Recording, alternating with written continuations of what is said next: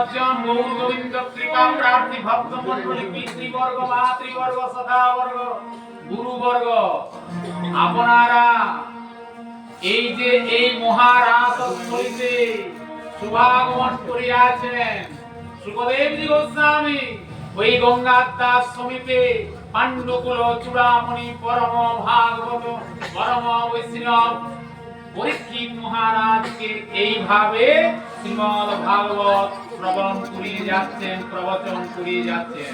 আর সেখানে অনন্ত কোটি সাধু মহাত্মা গুরু পুরোহিত ব্রাহ্মণ চতুর্বর্ণ সেখানে উপস্থিত রয়েছেন। তারা এইভাবে হরিধ্বনি দিচ্ছেন। তো এইভাবে আমরাও মাঝে মাঝে এই শ্রীমদ্ ভাগবত যখন প্রবচন হয় তখন হাততালি দিব, মুখে হরিধ্বনি দিব। কেন দিব? বলছে হাততালি দিলে কি হয়, মুখে নাম বললে হরিধ্বনি দিলে কি হয়। আমরা কেন তিলক সেবা করি, কণ্ঠায় বা গলায় কেন আমরা মালা ধারণ করি? সংক্ষেপে বলি, এই যে আমরা হাততালি দিচ্ছি, আমাদের হাতে যে সমস্ত রেখাগুলো রয়েছে, আয়ু রেখা, পিতৃরেখা, মাতৃরেখা, ধনরেখা, বিবাহ রেখা, বিভিন্ন জ্যোতিষশাস্ত্র আপনারা জানেন। যদি দেখা যায় যে আমার অকাল মৃত্যু আছে, আয়ু কম, অ্যাক্সিডেন্ট হওয়ার কথা, আপনারা যদি সৎসঙ্গে সাধু সঙ্গে হরিবাসরে শ্রীমদ্ ভাগবত পাঠের আসরে কৃষ্ণ কীর্তনের আসরে এসে হাততালি দেন, তাহলে কি হয় না এই হাতের যে অশুভ রেখাগুলো সেগুলি দূরীভূত হয় এবং সেগুলি শুভ বা মঙ্গলদায়ক হয়। তাই প্রেমানন্দে নিতাই হরি বল, হরি বল, হরি হরি। হাততালির বৈজ্ঞানিক ব্যাখ্যাও আছে, বিজ্ঞান ভিত্তিক। হ্যাঁ, যাই হোক, তাহলে মুখে বললে কি হয়? গীতায় আমার গোবিন্দ বলছেন যে অন্তকালে যে যেমন ভাবে আমাকে স্মরণ নিবে সেই ভাবিতে হবে। তাহলে যদি এখন মুখে বলে বলে অভ্যাস না করি তাহলে কিন্তু মৃত্যুকালে গোবিন্দের নাম স্মরণ করতে পারবো না। যদি গ্রাম্য বারতা আন কথায় মগ্ন থাকি, হরি কথা, কৃষ্ণ কথা, ভক্ত বা ভগবানের কথা উচ্চারিত না হয় শ্রীপদঙ্কমলে, তাহলে মৃত্যুকালে এই ভগবানকে স্মরণ করা যাবে না, বদনে উচ্চারিত হবে না। তাই মুখে হরিধ্বনি দেওয়া দরকার। আর অনেক ব্যাখ্যা আছে, সংক্ষেপে বলে যায়, এই ব্যাখ্যা দিলে 2-3 ঘন্টা চলে যাবে। কেন তিলক সেবা করব? অনেকে বলে সেই মোটা বাংলায় আছে কপাল নাকি চড়চড় করে তিলক করলে। হ্যাঁ, কিন্তু তা নয়। তিলক সেবা করলে, তিলক করলে হরিচন্দন বা গোপীচন্দন দিয়ে, যদি না পারেন জলের তিলক হলেও করবেন। এই যে দামোদর মাস চলছে, ভক্তদের কাছে নিয়ম সেবার মাস। আজ মহারাস পূর্ণিমা, বক পঞ্চক চলছিল, ভীষ্ম পঞ্চক আজ সমাপ্ত হবে, বুঝেছেন? এই যে চাতুর্মাস্য ব্রত চলছিল। বহু ব্যাখ্যা আছে, বহু কথা আছে, কম সময় তো বলা যায় না। এইভাবে যদি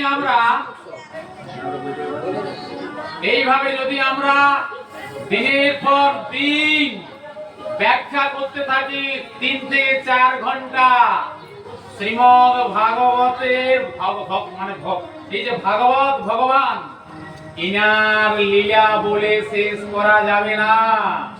যেটি ব্যাসদেবের অহংকার হয়েছিল, আমার প্রাণ গোবিন্দ তার সেই দর্প, তিনি দর্পহারী নারায়ণ নিজের দর্প রাখেন না। তিনি কি করেছিলেন? সেই যে বলেছিল অহং সমুদ্রম শুষ্কম পরিচ্ছামি, প্রথম দিনে আমি বলেছিলাম। তখন ব্যাসদেব বুঝতে পারলেন আমার দর্প হয়েছে, অহংকার হয়েছে। তাই তিনি কি করেছিলেন না সমস্ত মহাপুরাণ, মানে সপ্তদশ মহাপুরাণ তখন অষ্টাদশ উপপুরাণ রচিত হয়ে গেছে, বেদ বিভাজন হয়ে গেছে, ভাগ মহাভারত রচনা হয়ে গেছে এবং গীতা রচনা হয়ে গেছে। সমস্ত জায়গা থেকে তিনি সার সার বস্তু নিয়ে এই ভাগবত ভগবান সৃষ্টি করেছিলেন। হরে কৃষ্ণ, নিতাই গৌর প্রেমানন্দে, হরি বল।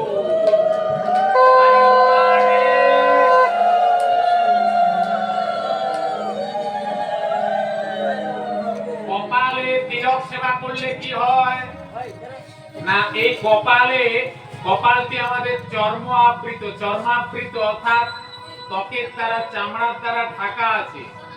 ভিতরে কি লেখা আছে বিধাতা পুরুষ ওই সেটার দিনে, 6 দিনের দিনে জন্মানোর পর সেটার ঘরে কি লিখে গেছেন আমাদের জানা নেই।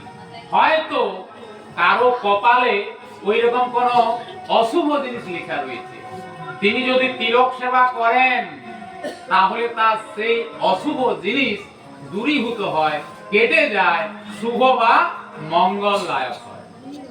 হরি বল, নিতাই গৌর প্রেমানন্দে, হরি হরি বল। যতদূর এই হরিধ্বনি যাচ্ছে, তৃণ লতা গুল্ম কীট পতঙ্গাদি বৃক্ষ স্থাবর জঙ্গমাদি সবাইয়ের যেন মঙ্গল হয়। অনুরূপ ভাবে মালা নিলে কি হয় গলায়, আপনারা জানেন সবাই, বুঝে তুলসীর হার না পরে যে ছাপ জমালো যে বাস্তা,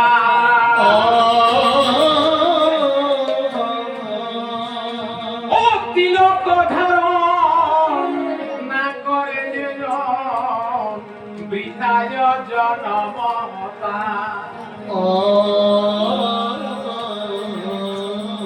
যারা তিলক সেবা করে না এবং গলায় মালা গ্রহণ করেন না, তাদের জন্মটা বৃথা। কেমন বৃথা না, ওই ছাগল কুকুর ইত্যাদি চতুষ্পদ প্রাণী বা অন্যান্য প্রাণীরা খায় দায় এবং মারা যায়। তদ্রূপ মানব, আমরা মানব, মনুর সন্তান, তাই আমাদের নাম হয়েছে মানব। মানব মানে মানব, কি মানব? ভালো জিনিস মানব, আর যেগুলো খারাপ জিনিস সেই আচরণ করব না। যদি না মানি তাহলে অমানব, অমানব অর্থাৎ অমানুষ, তাহলে আমাদেরকে মানতে হবে, বলে তো। তাই নিতাই গৌর নাম আনন্দের ধাম, ভগতে জন নাই গলা,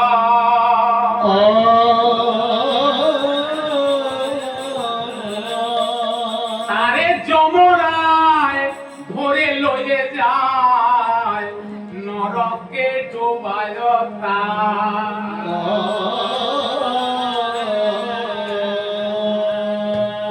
যমরায় কে গো? যমরায় মানে যমরাজা, তার দূত পাঠিয়ে দিয়ে ওই অজামিলকে যেমন করছিল না, ভাগবত শুনিয়েছিলেন, সেইভাবে ওই লোহ মুদগর মারতে মারতে আর শিকলে বাঁধবে, লোহ শৃঙ্খলে। যারা পাপী, যারা কদাচারী, যারা কোনোদিন ভাগবত পাঠের আসরে আসে না, যারা সৎসঙ্গ সাধু সঙ্গে আসে না। গীতায় 700 শ্লোকের মধ্যে সর্বশেষ 700তম শ্লোকটিতে কি বলা আছে জানেন? মুখ্য যোগে বলছে, যত্র প্রার্থ ধনুর্ধর। সঞ্জয়কে জিজ্ঞেস করলেন ধৃতরাষ্ট্র যে এই যুদ্ধে কারা জয়ী হবে? যত্র যোগেশ্বর কৃষ্ণ, যত্র পার্থ ধনুর্ধর। ধনুর্ধর তত্র শ্রী বিজয় ভূতি ধোয়া, নীতি মতি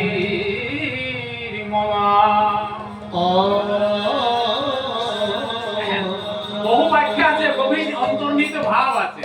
এই একটি শ্লোকে যদি ব্যাখ্যা দেওয়া হয় কয়েক মিনিট চলে যাবে, কিন্তু আমাদের তো আরো অগ্রসর হতে হবে, তাহলে সংক্ষেপে বলে দিয়ে যায়।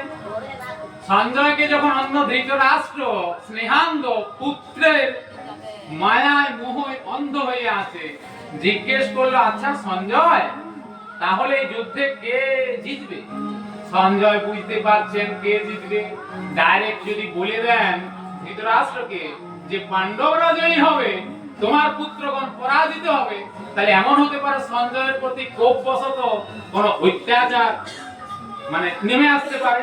তাই সঞ্জয় ইনডাইরেক্টলি, পরোক্ষভাবে বলছেন, যত্র যোগেশ্বর কৃষ্ণ যত্র প্রার্থ ধনুর্ধর ধনুক শ্রী বিজয় ভূতি দুয়া নিতির মতির মম।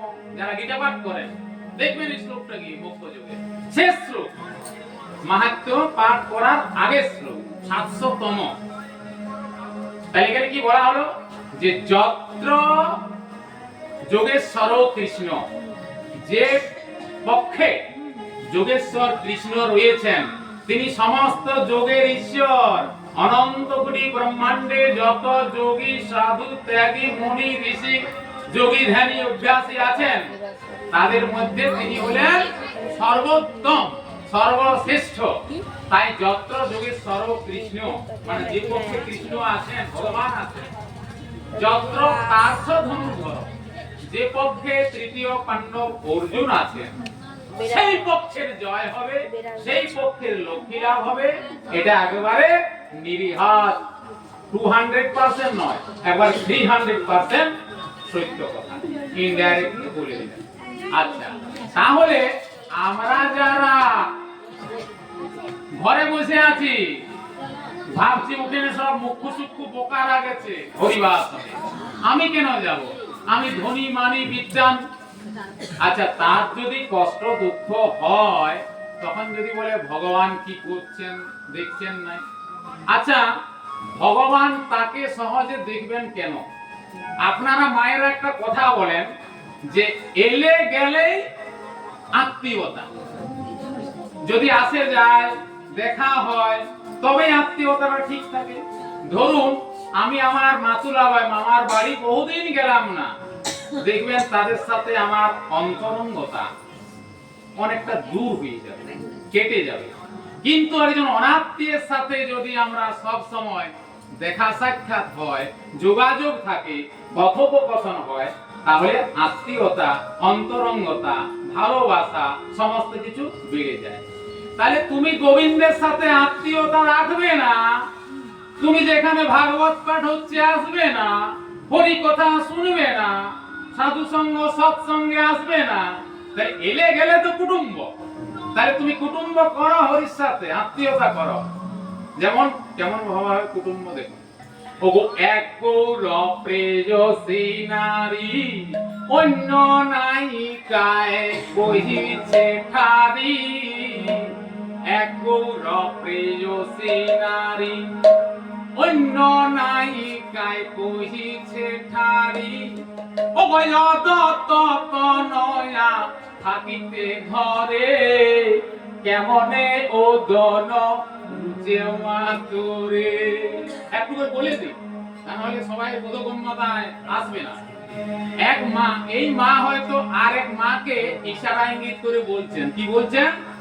যে এক গৌর প্রেয়সী নারী অন্য নায়িকায় কহিছে ঠারি, ইশারা ইঙ্গিত করে, ও অদত্ত নয়া থাকিতে ঘরে কেমনে ও দন রুচে মাতুরে।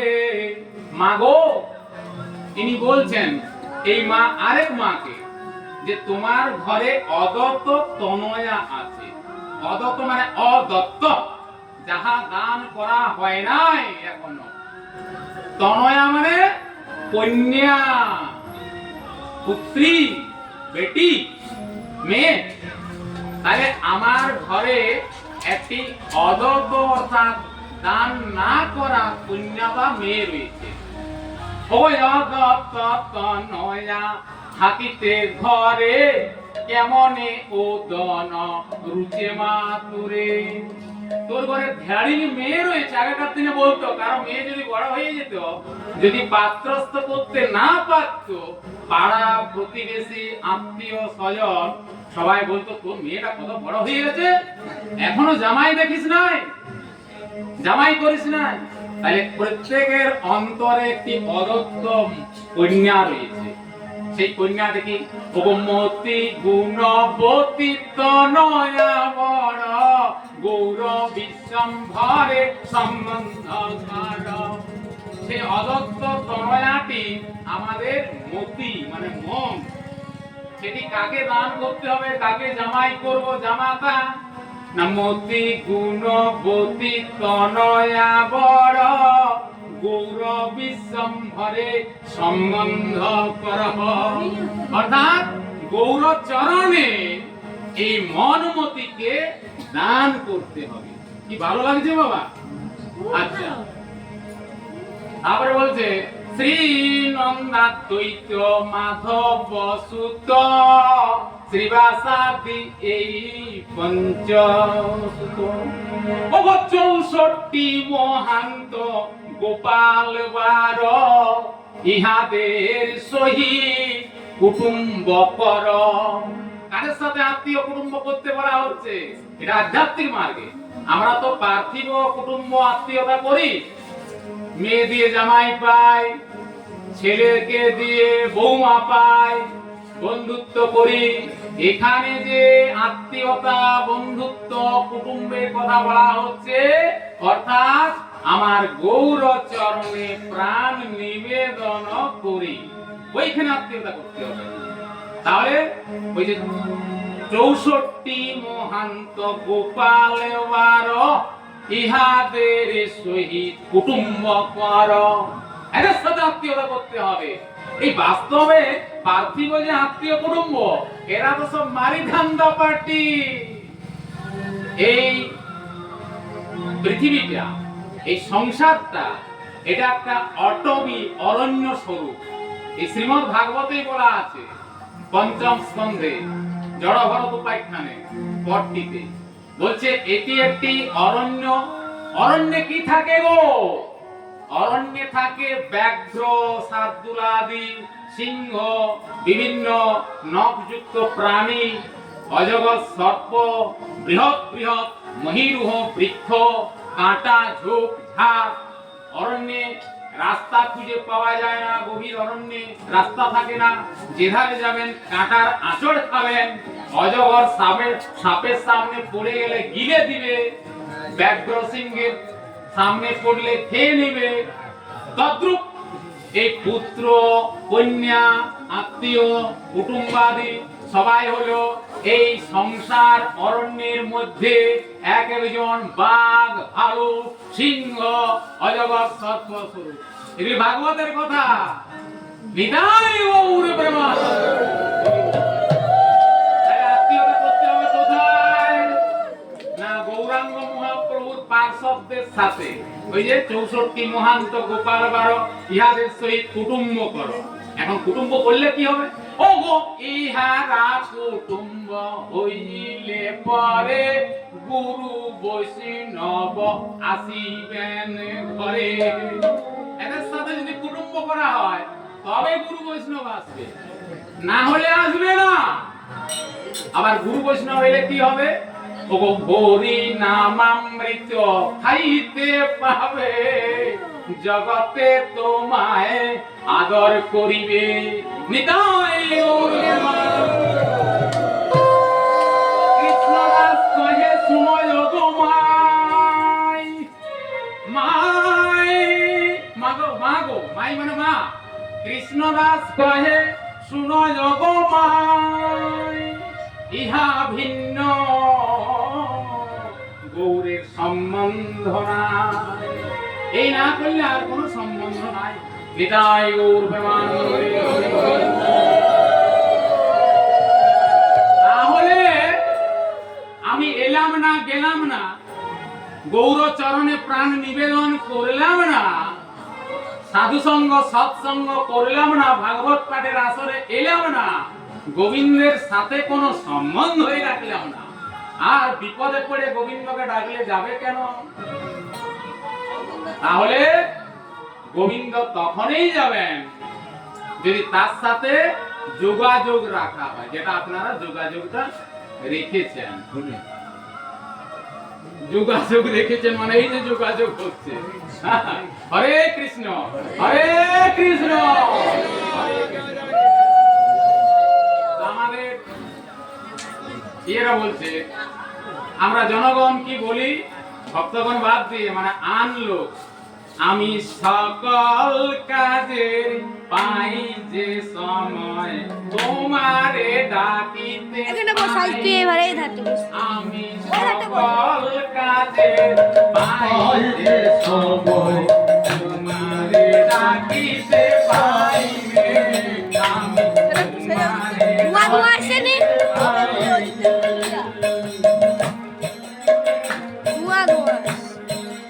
22 মিনিট হয়ে